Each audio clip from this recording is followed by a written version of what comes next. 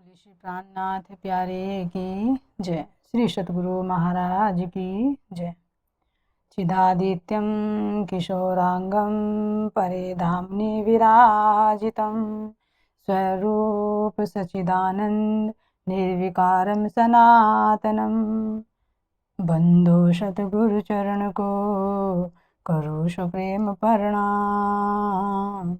अशुभ हरण मंगल करण श्री देवचंद्र जी नाम। श्री प्राणनाथ सतगुरु परम विनय करो प्रणाम। उघरे विकट कपाट सुमरन जिनके नाम। श्री राम रतन सतगुरु मेरे काटो सकल कलेश। चरणों में करो वंदना हृदय करो प्रवेश। श्री प्राणनाथ निज मूलपति श्री मेहराज शुभ नाम। तेज कुंवर श्यामा युगल को पल पल करो प्रणाम। पल पल करो प्रणाम। धामधनी के लाडले व आत्म संबंधी प्यारे सुंदर साथ जी, आप सबके चरणों में मेरा कोटि कोटि प्रणाम। प्यारे सुंदर साथ जी, हमारा प्रसंग चल रहा है बेहद भूमि, और बेहद भूमि में भी अक्षर ब्रह्म के द्वितीय पाद यानी सबले ब्रह्म। अब इस द्वितीय पाद को देखते हैं। अगर ऊपर से काउंट करते हैं तो ये तीसरे नंबर का है, और नीचे से जो अव्यक्त से चलकर देखते हैं तो ये दूसरे नंबर का है। तो सबलिक ब्रह्म के इस स्थूल में क्या है? नित्य वैकुंठ, जिसे अव्यक्त का महाकरण भी कहा जाता है। अब इस स्थूल से आगे क्या आता है? सूक्ष्म। तो सूक्ष्म में क्या है? चिदानंद लहरी, जिसका वर्णन पीछे हो चुका है। अब चिदानंद लहरी से ऊपर वर्णन आता है नित्य गोलोक धाम का, जहां पर वास्तविक ब्रजलीला भी अखंड है। अब इस नित्य गोलोक के अंदर देखते हैं, यहाँ पर कौन सी लीलाएं होती है? श्री कृष्ण जी की बाल लीलाएं। यहाँ पर श्री कृष्ण जी राधे जी का साथ, और जो हंस रूप में जो आत्माएं हैं उनके साथ में बाल लीलाएं होती रहती हैं। गोप गोपी हैं, नंद बाबा हैं, यशोदा मैया हैं, जो वहाँ पर जितनी भी श्री कृष्ण जी की बाल लीलाएं हैं वो वहाँ पर निरंतर होती रहती हैं। अब इसके अंदर देखते हैं, यहाँ पर जो आता है वर्णन सखियों का, कि श्री कृष्ण जी के साथ में जो सखियां हैं वहाँ पर, तो कहीं कहीं पर तो 3.5 कोटि सखी का वर्णन आता है, कहीं पर 3 कोटि का वर्णन आता है, और कहीं पर 100 कोटि सखियों का वर्णन आता है। तब देखना है कि ये ऐसा वर्णन क्यों है। तो ये जो कोटि शब्द आया है, चाहे 3.5 हो, चाहे 3 हो, चाहे 100 हो, तो ये तो एक संख्या परक है। नहीं तो आत्माएं तो अनंत हैं, जिनकी गिनती नहीं की जा सकती। जिस तरह से परमधाम में ब्रह्म आत्माएं अनंत हैं, लेकिन उसको यहाँ शब्दों में प्रकट करने के लिए एक सीमावृद्ध किया गया है।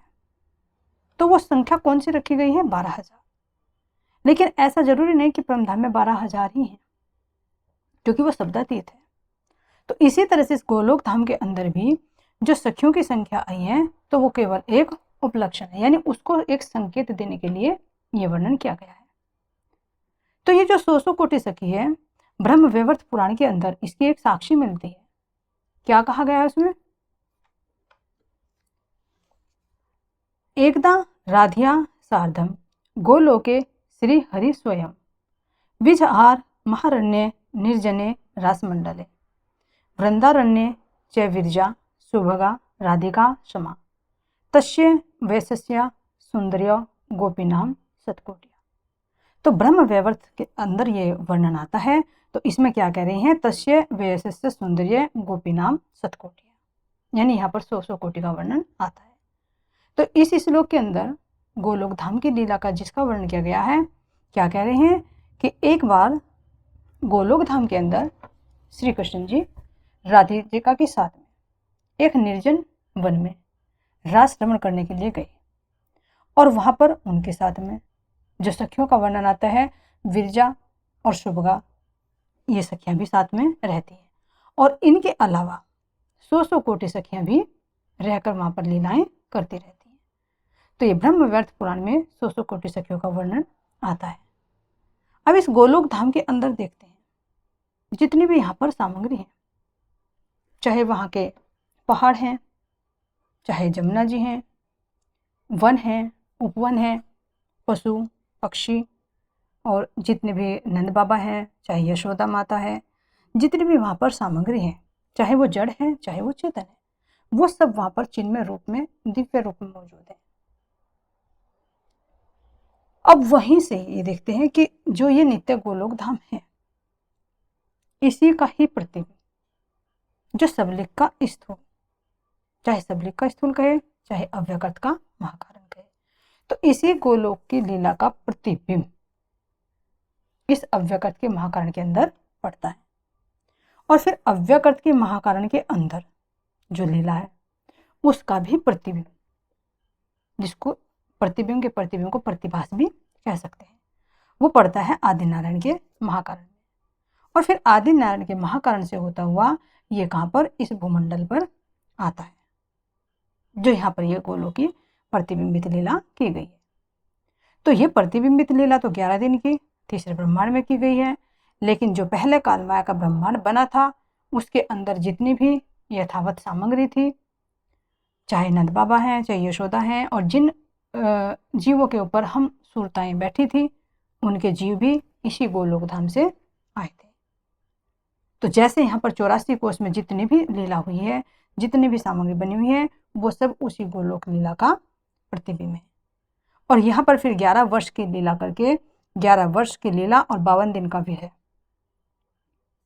तो उसके बाद जब ये कालमाया का ब्रह्मांड का लय कर दिया गया, तो ये सारी सामग्री फिर वहीं पर जाकर उसी मूल में अपने समाहित हो गई जहाँ से आई थी। अब इस गोलोक धाम के अंदर ही जो वर्णन आता है श्री दामा का, तो वे श्री दामा भी यहीं पर द्वारपाल थे। और जब उनको राधा जी का ने श्राप दिया, तो यहाँ पर वे कंस के रूप में अवतार लेकर उन्होंने कंस के रूप में आए और यहाँ पर उन्होंने राक्षस की लीला की। तो इसका कारण क्या बना, ये देखते हैं। इसका मेन कारण क्या है कि एक बार शास्त्रों में वर्णन आता है कि एक बार श्री कृष्ण जी विरजा सखी के कक्ष में चले गए, उनसे एकांत में वार्तालाप करने के लिए। तो श्री कृष्ण जी श्री दामा को द्वार पर खड़ा कर देते हैं और उन्हें आदेश देते हैं कि किसी को भी अंदर प्रवेश मत करने देना। ठीक उसी समय राधिका जी भी श्री कृष्ण जी को ढूंढती हुई उधर ही आ जाती है और द्वार पर श्री दामा को खड़े हुए देखती हैं, तो वे उनसे श्री कृष्ण जी के बारे में पूछती हैं। लेकिन श्री दामा संशय में पड़ जाते हैं। वे सोचते हैं कि अगर मैं राधिका को बता दूं कि श्री कृष्ण जी अंदर हैं, तो श्री कृष्ण जी की आज्ञा का उल्लंघन होगा, और फिर अगर मैं राधा जी को ना बताऊं तो ये भी असत्य माना जाएगा। तो इसलिए वे उस समय कोई जवाब नहीं देते। तो राधिका जी ढूंढते हुए आगे निकल जाती है और फिर जब ढूंढ कर वापस लौटती हैं, तो ठीक उसी समय देखती हैं कि श्री कृष्ण जी जो वो सखी थी विरजा सखी, उसके कक्ष में से वे बाहर निकलते हैं और वहीं पर श्री दामा को खड़े हुए भी देखती है। तो राधिका जी सोचती है कि श्री दामा को मालूम था, लेकिन फिर भी उसने मुझे नहीं बताया, बात को टाल दिया उसने। तो फिर राधिका जी ने क्रोध में आकर उनको श्राप दे दिया कि तुमने मुझसे असत्य बोला, सत्य नहीं बताया, तो तुम राक्षस योनि में जाओ, राक्षस हो जाओ। फिर उधर श्री दामा भी क्रोधित हो जाते हैं, तो वे भी राधिका को श्राप देते हैं कि अगर आपने मुझे श्राप दिया है कि मैं राक्षस कुल में पैदा हूँ, राक्षस हो जाऊं, तो आपको भी श्री कृष्ण जी का 100 साल का विरह सहन करना पड़ेगा। तो इस तरह से राधिका जी श्री दामा को श्राप देती है और श्री दामा राधा जी को श्राप देते हैं। अब श्री कृष्ण जी देखते रहते हैं और फिर ये दोनों जब शांत होता है इनका, तो थोड़ा सा विचार करते हैं कि हमने तो बहुत गलत कर दिया। उन्हें पश्चाताप होता है। फिर कहते हैं, श्री कृष्ण जी से पूछते हैं कि इसका क्या समाधान होना चाहिए।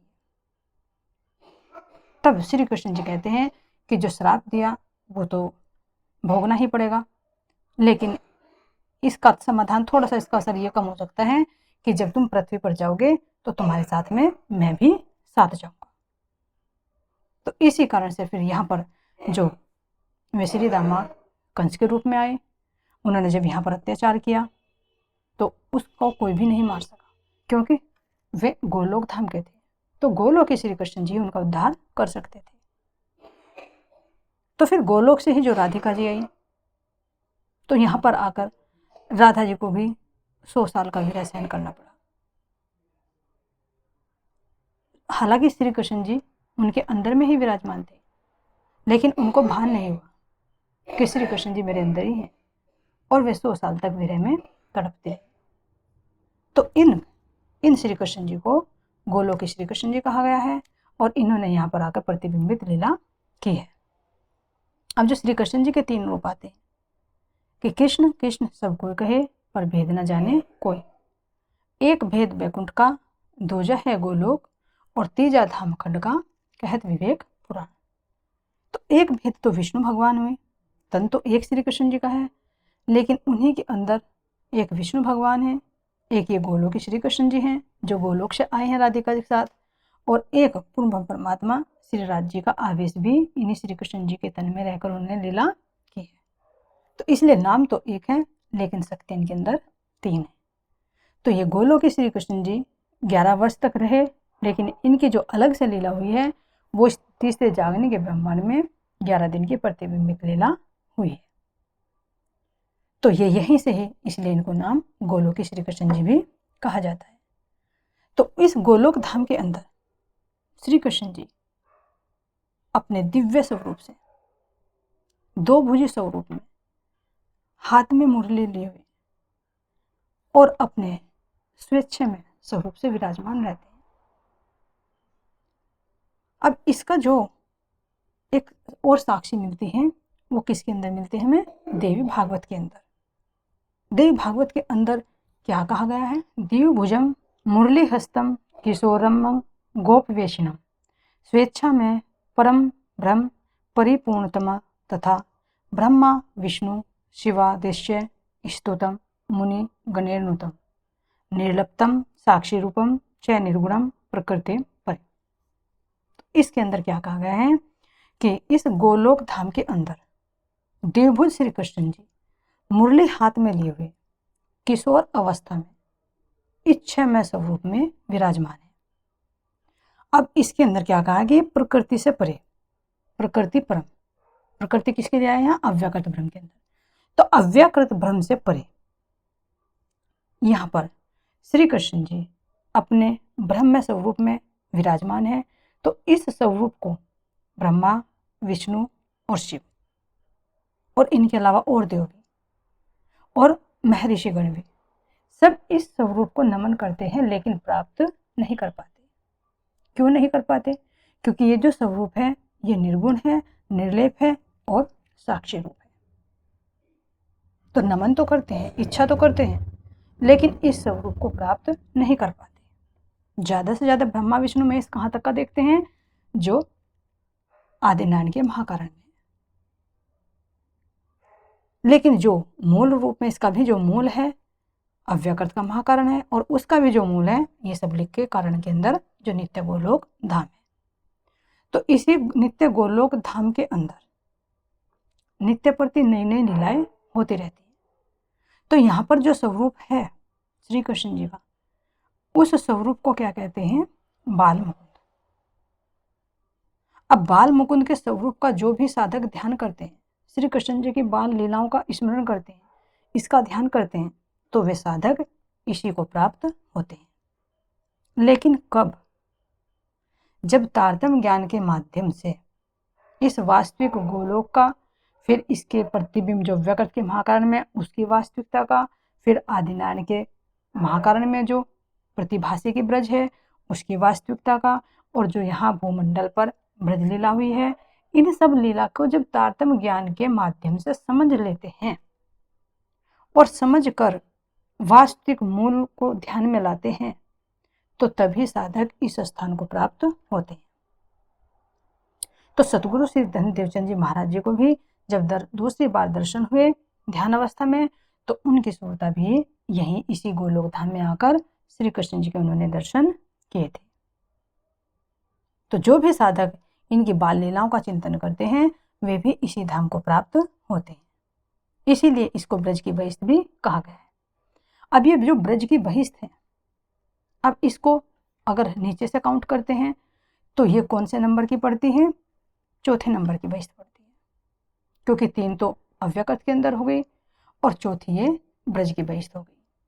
अगर ऊपर से काउंट करते हैं तो ऊपर से काउंट करने पर ये 5वें नंबर की बहिष्ठ पड़ती है। जो खुलासा ग्रंथ के अंदर भी महाराज जी बहिष्ठ के बारे में वर्णन करते हैं कि 3 भिष्ट हाल 4 का बेवरा, 1 मलकुती बहिष्ठ, 2 अव्वल लैल की, चौथी मोहम्मद आयजीत। तो क्या कह रहे हैं महाराज जी कि 3 भिष्ट हाल 4 का बेवरा, यानी जो पहली 4 बहिष्ठ हैं उनका अगर वर्णन करें तो एक तो है मलकुती बहिष्ठ और 2 अव्वल लैल की। 2 अव्वल लैल की कौन सी है? एक ब्रज की बहिष्ठ और दूसरी रास की बहिष्ठ, और चौथी मोहम्मद आयजीत, यानी चौथी बहिष्ठ जो है सबलिक ब्रह्म के निर्मल चित्त में, जिसको मोहम्मदी बहिष्ठ कहा गया है। तो ये ब्रज की बहिष्ठ है और इससे ऊपर जो महाकारण आएगा वो रास की बहिष्ठ होगी। तो यहाँ पर इस गोलोक के अंदर तो अति आनंद है, आनंद में लीलाएं होती रहती है। लेकिन जब यहाँ पर ब्रज लीला हुई, ये समस्त सामग्री यहाँ से लेकर आए और इस हद भूमि में 11 वर्ष की लीला हुई, तो ये लीला भी वहीं पर अखंड हो गई। तो उस ब्रह्म लीला के अखंड होने के कारण यहाँ का आनंद और अधिक बढ़ गया।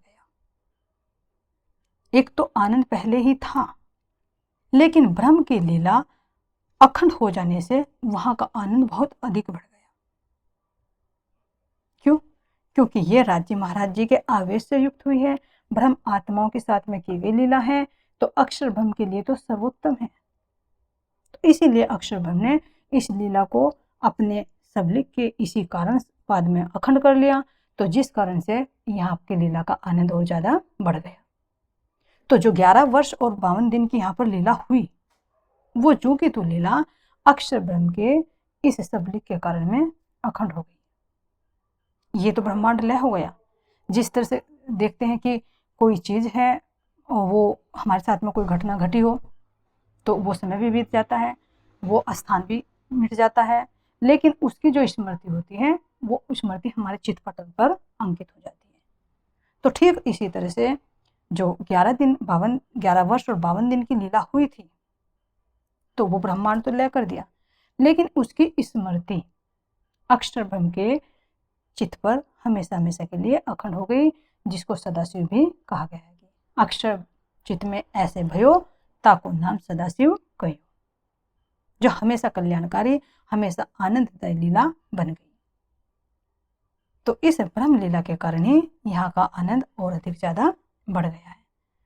तो जो लीला यहाँ पर हुई है, जैसे श्री कृष्ण जी का जन्मोत्सव है, और जैसे यहाँ पर नंद बाबा का है और वर्ष भांजी का है, जो भी लीलाएं हुई है, जो सतगुरु महाराज जी ने तारतम वाणी के अंदर बिल्कुल स्पष्ट रूप से खुलासा करके वर्णन किया है।